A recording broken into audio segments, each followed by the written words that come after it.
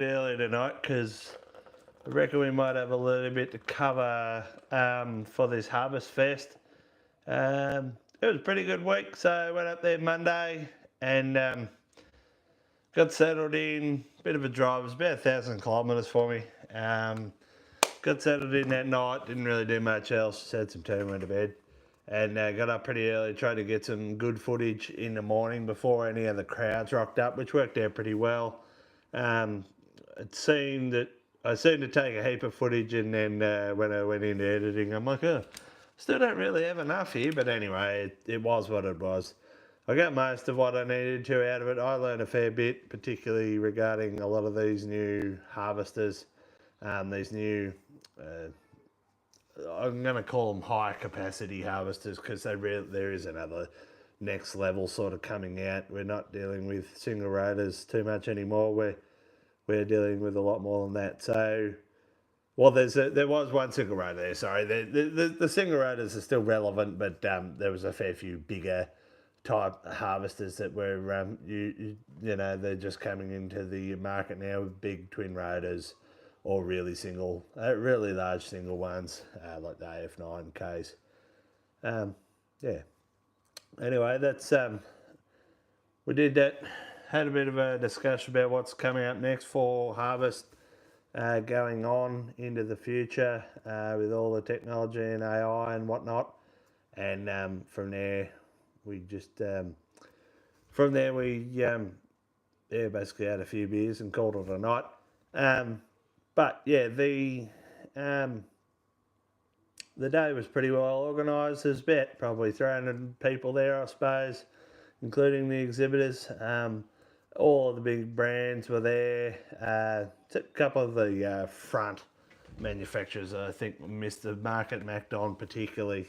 Where was MacDon? I don't know. They only got the market share in Australia and they weren't there. So not sure really what happened there, but it is what it is. There was Midwest there, Shelbourne Reynolds, Countrywide was there. There was a bit of a lack of the pickup fronts, which I thought would have been fairly popular if they'd invited them, but they didn't have too many pickup fronts other than the Countrywide.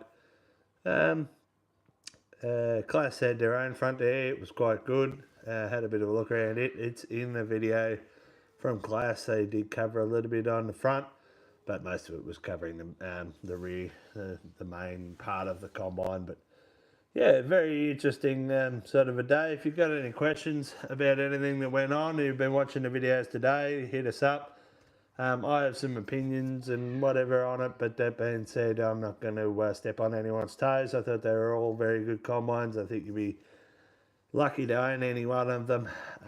Just a matter of what's right for your business. Obviously, the red and yellow ones probably were the buzz of the show a little bit, being newly released and whatever. The Fendt and the Class have been around for a little while, and so has the X9 for that matter from John Deere. They had their series there. It was interesting to hear them talk about that. I couldn't get any footage of the John Deere's as the blokes were talking. It clashed with their social media guidelines a bit, so we didn't do that. But that being said, I'm going to have so much John Deere content coming out soon that it won't even you won't even know it's been missed. I think the original time when we bought those X9s, they come out and did a similar presentation in Oaklands, and it was enough to sway me sway me to come across from Case to John Deere to the X9 platform. So that's a fair bit to be said for those style of presentations, the ones where the rep basically come and tells you, extols the virtues of what they've got. It was enough to sway me across to the X9 back in the day. So yeah, that was a lot of the talking was very interesting. The Class fella had a very good cadence to his presentation, which won him a lot of favours. I heard him being described as someone who could sell you a Class underwater, which I thought was pretty funny. Anyway, he was very good. They were all very good, but he had a particular way with it. But yeah, the Class is very interesting. Fent was very interesting too. I've never seen a Fent up close like that. And so those are interesting. And obviously, I've seen the AF10 up close as I have seen the CR11. Well, I've seen most of the CR11. The only thing I hadn't seen was the twin rotors inside, which was there. I've got a little bit of a young fella coming in a tether here that no one's looking after. I have to take him back to his mother. What's wrong, young fella? You've interrupted my love. I walked away for 2 seconds. And then he came out screaming. And he followed That's all right. to you. No worries. Sorry about that, everyone. Yeah, so basically, where were we up to? Do a kickflip. I don't have a skateboard really. That's a long way from bloody Harvest chat, but anyway. If you got any questions, guys, just chuck them out there regarding any of the headers or whatever. Yeah. But so I'd never really seen the Fen Ideal up close and personal. It was interesting. Oh, God. Hold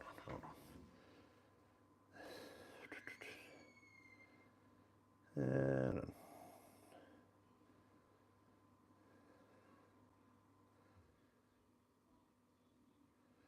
Pretty annoying. There we go. Sorry about that, guys. Just trying to clear up the chat there. We had another one. Have we got anyone here that's actually part of the channel, has been on here before? So Fen Ideal. It was very interesting, really long rotors in it. I was surprised how long they were. A pretty good system too. There was a few interesting ideas they were doing with the engine up the top. I did sit in the Fen actually taped. It's right at the back of my video. You can see I was sitting in it, and you can see it hasn't got the actual what do you call it, the steering wheel or whatever in it, which was something I'd never seen before, and that was interesting enough. Let's get rid of another one there.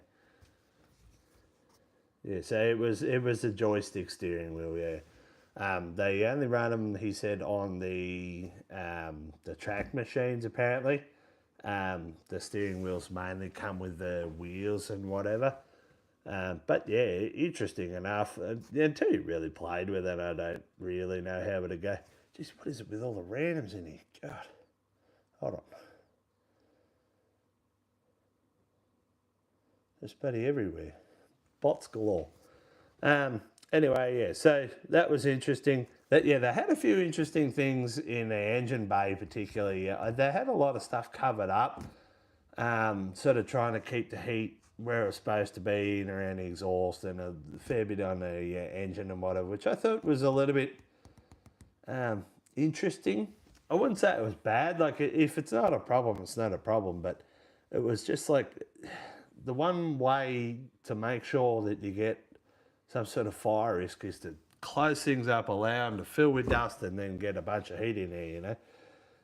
Maybe that wasn't the case with the Ideal. I'd have to run one to really make a good judgment. But that was the one thing that sort of went, oh, geez, right, what are they doing that for? They have the MAN engines in them, man. It's the MAN. They have got AdBlue, different sizes for different for each one of their Ideals. But other than that, as I said, Monster Raiders seems to match. They look pretty good, really. There was nothing overly, I couldn't see anything that I was like, oh, I'm not going to buy it because of that. It's just what you're running. Obviously, they haven't been too popular yet, but I think a lot of that came from the start, and they've been working on sort of getting that sorted, that sort of funk sorted and gotten rid of with, because they were sort of they were bringing it out on almost R&Ding it as they brought it out. It was, there's a couple of years R&D really needs to come out and they got a bit of a bad name. And I think a lot of the problems that they were having are solved now. So if anyone's looking for a Fed, it's probably a good time. Yeah.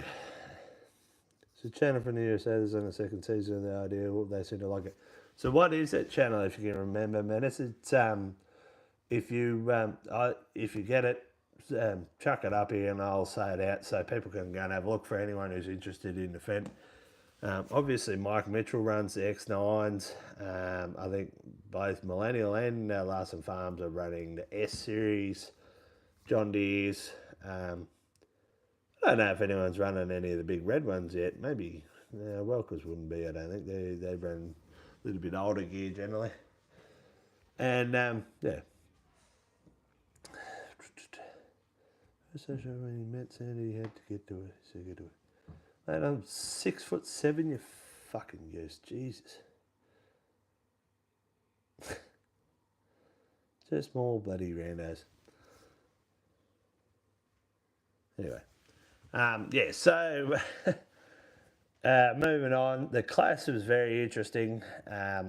It was very interesting. Big riders, big. Yeah, well, that's another point there, Tate. He got rid of those ideals in the end, but that being said, he had them at a time that they might not have been quite ready for it. So look, I'm not going to put any brand down. It's not my job. If you're having issues, like I've had issues with every header I've ever had. I've had headers burned down too. So that's not it's not unheard of or uncommon. I think it's a little bit more uncommon in this this day and age. I think it's becoming less of a problem. But yeah. Anyway. So the class is very interesting. Sort of a vertical style drum at the front, APS drum, I think they called it, or something. I have to say the acronyms that they had going on was ridiculous. So there's a drum in the front that does all the threshing, a feed accelerator in the front feeds it into that, and then it spits it out into two long ass rotors. And they, I could see the advantage of that system.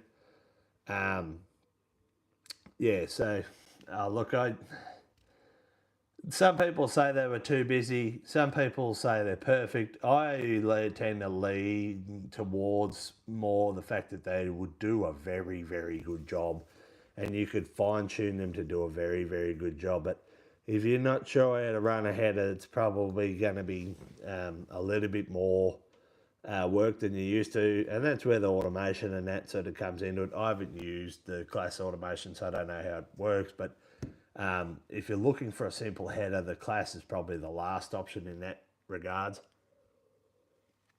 It doesn't mean I wouldn't do it. I think they could be a formidable weapon. I can see why they're sort of claiming the fame that the 100 tons sort of not really a problem for it going forward. I think most of these other headers would be able to touch 100 ton, and plenty of them will be over that. So yeah, I reckon they're all capable of doing 100 ton and doing it comfortably. So yeah, that's 100 ton an hour per hour in wheat is what I'm referring to, and probably barley too.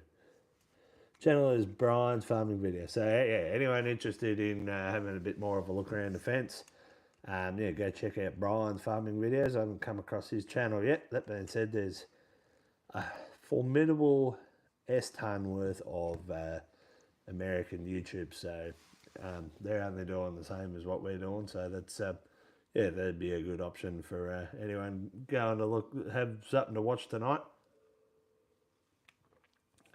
I'd be interested to have a look at that myself, I reckon. Going back to the class, very interesting spreading system. I like the fact that they had split their spreading system. I think the Fent did that too, into straw spreaders and then chaff spreaders down below. I thought that was very cool. It sort of gives you the best of both worlds, and you're not stuck trying to jam it all through one and getting a half job. That being said, the X9's got that, and the spreading on it is formidable. So, each to their own, but I thought it was a good idea. Similar to the sort of the class style, let's break everything up.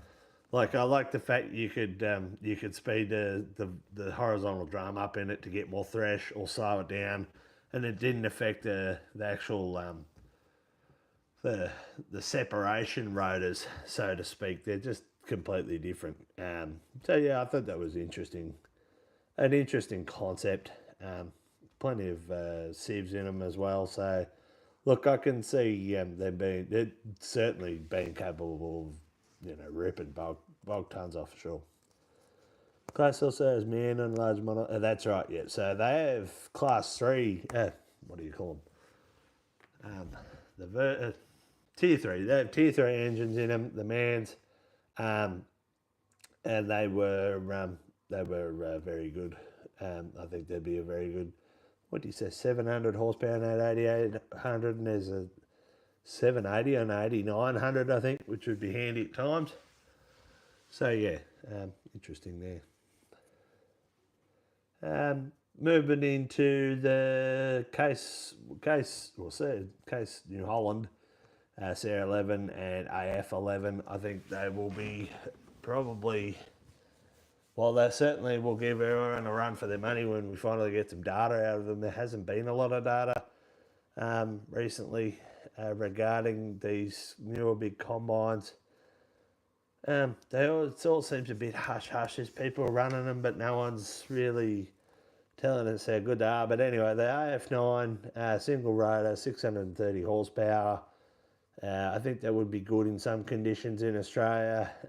It would be plenty sort of that anywhere sort of with a 4 tonne per hectare or less average, probably down to more like a 3 tonne per hectare average with a big 60-foot front on the front would be the go. I think if you're looking at anything over a 5 tonne average, you would be looking at probably more the CR11 with the bigger rotors. I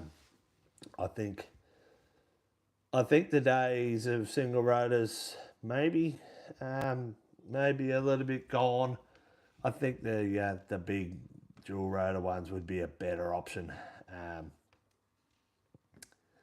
Yeah, just not sure. I've gone away from the single rotor thing a little bit. I think the dual rotors are that good now. Yeah. Hold on. A few more randos here. Hold on.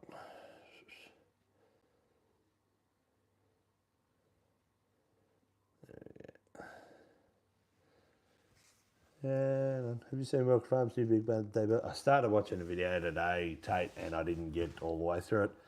Mainly because I had kids screaming at me and whatever. They did a big time lapse at the front, and it looked absolutely sensational. For someone who's a YouTuber watching people do those big, elaborate time lapses, I just look how much work is in them.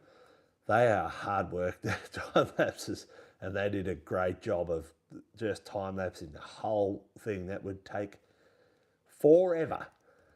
As a videographer, someone doing this thing, it would take forever to do all that.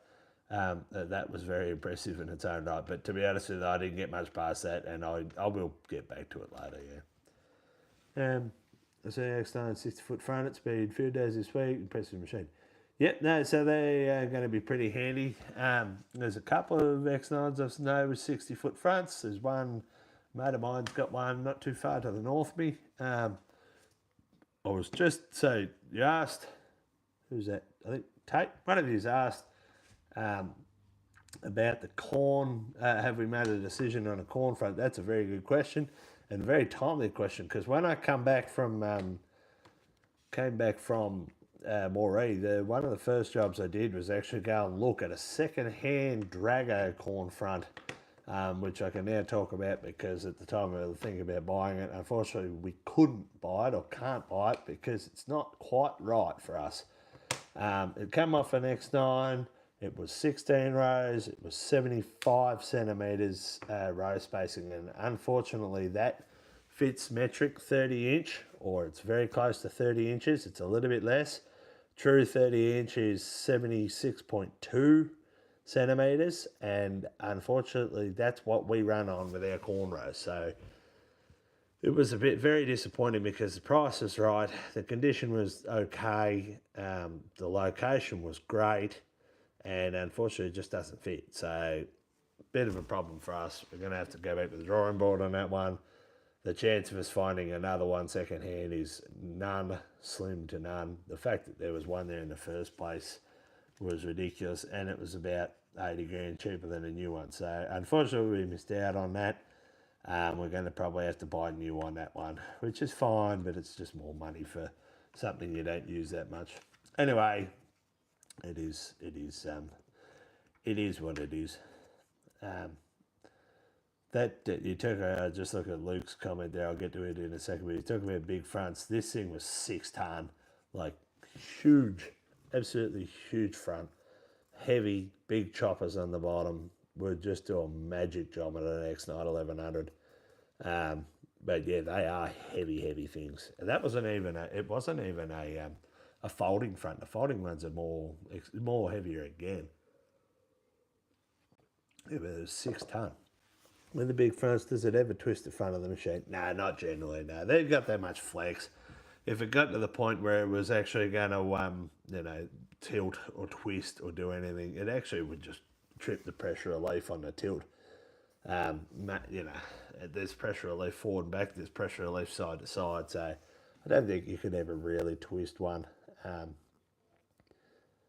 Not unless you did something, if you hit a tree or something, you'll probably twist it or do something weird, Luke. But yeah, no, I don't think so. I see on the CNH and on the CNH New Holland and on the KSAF 9, they both had an upgradable feed house. Most of them were rated to 5.3, I think, the standard one. And if you wanted to go the big corn front, like what I'm talking about, you needed to upgrade the feeder house, which was a bit interesting. So, they do an option for that if you're looking at the F9 and the CR11. There was some big things in those headers. Big axles, lockable diffs, lockable rear diff if you go for four-wheel drive on those harvesters. What is it? 20,000 litre grain tanks, huge. They're not overly heavy, which surprised me, which is good. They've put a lot of time and effort into that. What else? There was plenty to like about those headers. The sieve system on them actually sort of, like most of them just shuffle out, but it recognises if there's too much load on one side, it'll actually start shuffling sideways a little bit, which I thought was pretty cool. Keep the sieves equally loaded, give as much as you can. I'll get to Alex's question. So Alex asked me a question on one of the videos before. Going to start the pod here. Opinions on the 8800 and Fendt header, which would either machine suit your operation working area? So you've asked that just the right way, Alex, because if you'd said which would I choose, I'm not going to say which, but I would say they both would be quite good for this area. But I think leading into those heavier crops, 5, 6, 7 tons, 8 tons, sometimes in barley, our irrigated wheat crops can get up to 9 tons, even to 10 tons in spots. With corn and everything, it would be probably, I don't know about the class in corn. I think it would work fine. But just, interesting design. Having on the class, having the separate threshing rotor, separate from 2 twin rotors in the back. Big sieves, heavy duty all round, reasonably priced. Look, there wasn't much I didn't like it. I think it will be busy, Alex. But to be honest with you, it's all there and it's all right. I was a big fan. I was pretty impressed by it, as I know a few other people were pretty impressed by it, and the price on one was not terrible. You can still get them for around $1 million or a little bit less, which is better than nearly every other header that was there. So Look, the Fendt. Going back to the Fendt, I was talking about it before. I think the Fendt is good. It would be a good option for many, particularly if you're already you've got that Fendt dealer coming out to deal with your head tractor, and and that sort of stuff. It had plenty of capacity to be had out of it as well.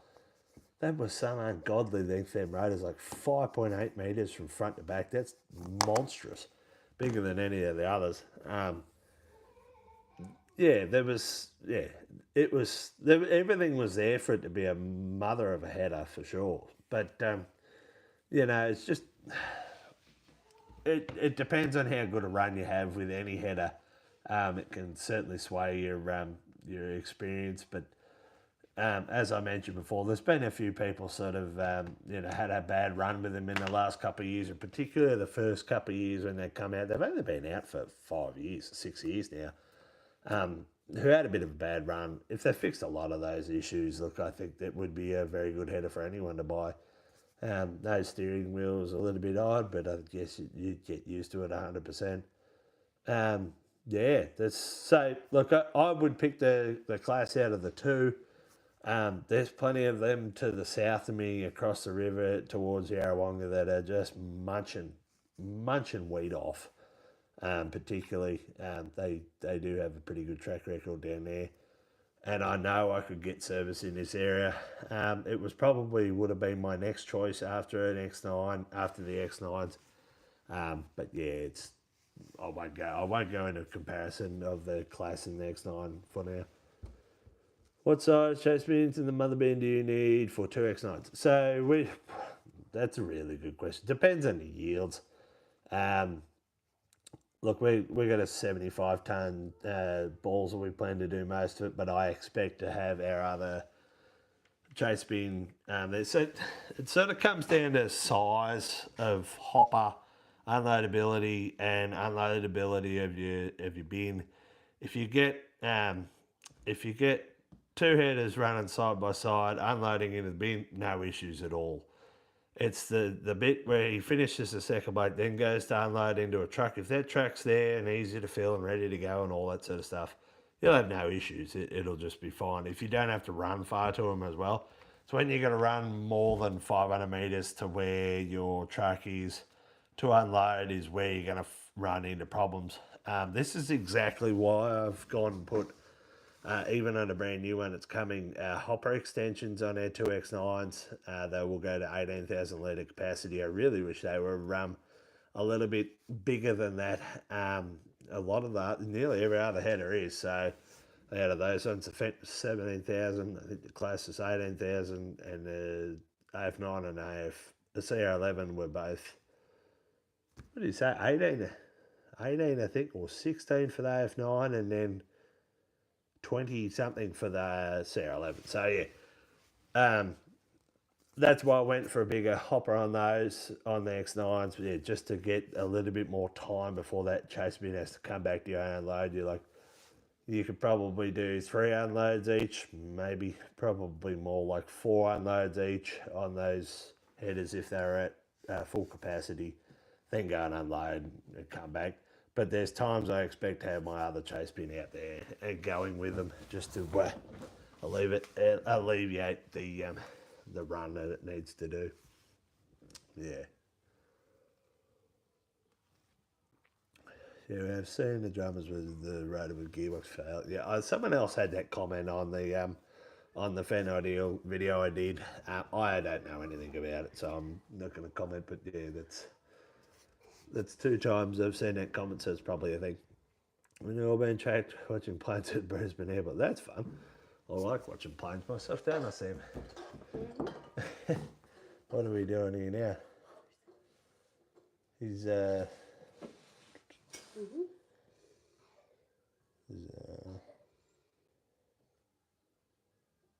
that's weird.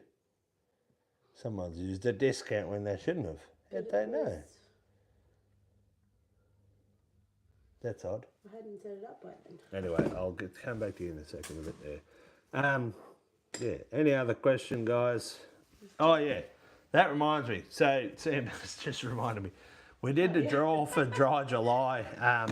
If Shoddy8840, who's on YouTube, if he hasn't seen it yet, he won the actual draw for the Dry July, people who made it through. So he's won himself a hat and a hoodie. Shorty 8840, I don't know what your real name is. I need you to contact me, and I need to contact you on another social media because this one doesn't have private messaging. So, of course, it had to be the hard one, but anyway. I had 15 and 20 entrants, and yeah, it was the last one on the list. The last one we tore up was the one that won. So, just to show the sometimes random stuff can happen like that. Anyway, yeah, so Shorty 8840, if you're watching, which I don't think you are because I haven't seen your name, then you've won the hoodie and the hat. Also, guys, I actually have new Harvest Edition hats that have come in this week. They feature the beloved X9 in canola with the canola front on, Harvest Edition, green gobbler on the side, and Egg Beater 2.0 on the other side, with a very nice picture of the X9, as I mentioned. Very good hats, very big hats. If you're a bigger hat sort of a dude, this is the one for you. Very nice hat. We watched Mike Lynch, he went for them a couple of years ago back. He had a really good video on the fat, good and bad sort of thing, but did change back to all JD headers not too long ago. Yeah, I did see that. I saw it when it happened too, Alex. Look, I think he had a lot of issues with actual steel, just not being good enough in certain areas, and I think Fendt have made some improvements on that, but I couldn't tell you exactly what issues he was having. So, look, that was probably a good idea for him. Or I know he's had a lot of issues with the John Deeres and their chopper system on the back too, so nothing's ever straightforward. That seems to be the bit of the way with all machinery. They all have good things and they all have bad things. If it was enough for him to change, obviously he's got a pretty good John Deere dealer around there. Most people do across the world, particularly in America. So he's made that change and hasn't come back yet, but he has not been trouble-free with the John Deeres either. The issues that he's had with that chopper are a little bit unique, and I'm yet to find that situation where that green stuff really does give you a lot of trouble. I know they've gone back to putting the S-Series chopper blades on the X9. That sort of alleviates a bit of a problem. There's a bit of a bridging problem. It doesn't sort of eject the stuff properly at the back of the chopper properly, and it was bridging up there, and then it'll block, and then the chopper's blocked, and everything's not very nice. Those choppers are humming in the back of those bloody X9s. I'm surprised they haven't got enough. I think they actually put the S series curve, the slightly curved blades. I think the X9 ones are dead straight, and that sort of created enough wind turbulence in there to actually push it out with the S series blade, so they could fix that problem. I don't know if he ever fixed that problem. I haven't ever seen him do a video on it, but he should have by now if he hadn't figured that out, because it's all over Facebook. I know that on the X9 group, which I'm generally a part of. Yeah. Anyway, guys, we're running into 35 minutes now, so thanks for tuning in. It was a interesting week up at Harvestfest. I was a bit stuffed after the first day. I have to say thanks to everyone who come up and said something to me about the channel. It was very humbling. I've never really been in any sort of situation where I've been out in public after all this narang stuff sort of gone nuts. So it got a little bit ridiculous there at one stage. The sort of first half of the day, no one sort of said anything. By the end of it, I was like, crikey, so more than half of these people know who I am. Anyway, that's what happens when you put your whole life on YouTube. So anyway, that was interesting. Awesome to run into the Jackson brothers, Matt and Brad. I met them both. I didn't even know they were going to be there. And next second, I was talking to one of them. I ended up talking to them blokes for more than 2 hours.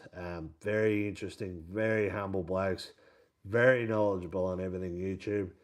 Those who don't know the Jackson brothers, they are Australia's biggest YouTube channel, as far as I know, and very nice blokes, very fun to sort of talk everything cameras and YouTube and algorithms and all this stuff that you guys probably don't see too much, but that's what we deal with on a day-to-day basis. So go and check out the Jackson Brothers if you don't know who they are. You've probably been living under a rock, but they very nice blokes, and I have nothing but admiration for their channel and what they're trying to achieve. And I know they are having a few issues with algorithms themselves. So go and like everything you see. Go and comment on everything you see. You don't realise how much that you go. Oh, one bloke doesn't really make that much difference, but that share, subscribe, it really is what drives the channel. So go and hit like on it. Go and hit share on their stuff and on mine too. It really helps us with algorithms. I think Australian agriculture is a little bit left behind on YouTube. We seem to get overshadowed by the Americans all the time, but we could probably change that with a concerted effort.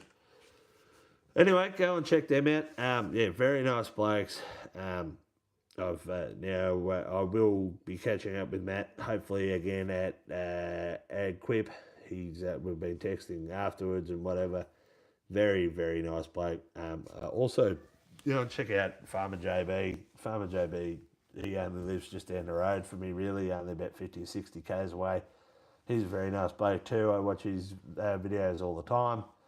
And go and check them out and like and share and comment on all their stuff because they're all good blokes.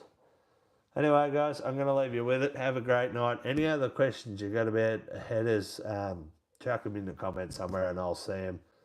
I've got a bit of a thing going over on Facebook and on here on YouTube. So just go and check it out and have a look at all the videos. They're pretty long. Some of them are pretty boring. I will admit that. But if you're interested in buying your header, they will be priceless. Anyway, we will leave you to it. And I'll see you next week for another live. All right, cheers.